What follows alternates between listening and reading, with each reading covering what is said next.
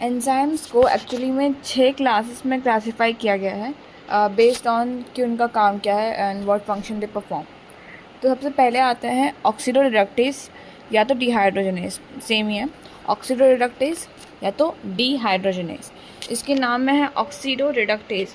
तो इसका काम है ऐसी रिएक्शंस को कैटलाइज करना जिसमें दो सबस्ट्रेट्स के बीच में ऑक्सीडेशन रिडक्शन हो रहा हो, मतलब मोस्ट ऑफ एक biological redox reaction take place हो रही हो। तो अगर एक S है और दूसरा S डैश है तो एक ऑक्सीडाइज हो रहा होगा और एक ऑक्सीडाइज कर रहा होगा, एक रिड्यूस हो रहा होगा, दूसरा इसको रिड्यूस कर रहा होगा। तो यह जो रिएक्शन है इसको कैटलाइज करने वाले को बोलते हैं ऑक्सीडोरिडक्टेज। उसके बाद आता है ट्रांसफरेज।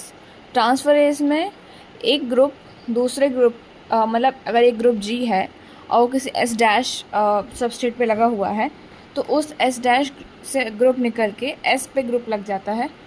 तो जो ग्रुप का ट्रांसफ़र हुआ ऐसे रिएक्शन को कैटलाइज करने वाले को बोलते हैं transferase. Catalysing transfer of a group between a pair of substrate. उसके बाद है हाइड्रोलेज। हाइड्रोलेज के भी नाम से पता चल रहा है कि ये हाइड्रोलिसिस को कैटलाइज करता है। अब hydrolysis of ester, ether, peptide, glycosidic bond, CC bond, C halogen bond या फॉस्फोरस नाइट्रोजन बॉन्ड को कैटलाइज करने के लिए हाइड्रोलेज होता है। मतलब इन बॉन्ड्स का हाइड्रोलिसिस मतलब पानी के साथ रिएक्शन, उसको कैटलाइज करने के लिए हाइड्रोलेज एंजाइम होता है। उसके बाद एंजाइम है fourth which is lyase.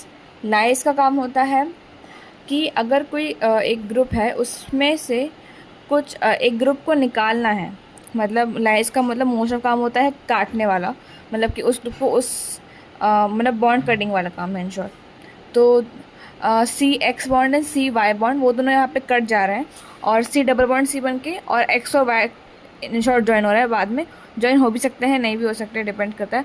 But most of lyase का काम ये है कि X और Y को C से अलग करना है। इट्स लाइक कि उसका बॉन्ड तोड़ना है in short. Catalyse removal of groups from substrate by mechanism other than hydrolysis. मतलब हाइड्रोलिसिस तो हमें हाइड्रोलेस ही करेगा, बाकी लाइएज का काम सिर्फ तोड़ना है।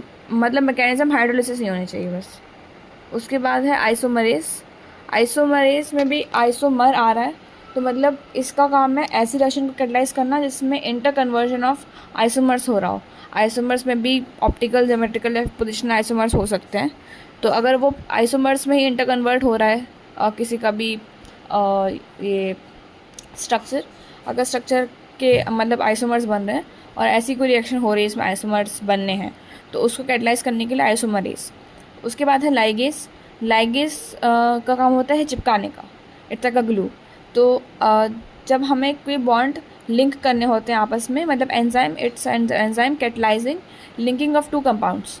अब हो सकता है लिंकिंग ऑफ CO बॉन्ड हो, CS, CN, PO एट्सेट्रा।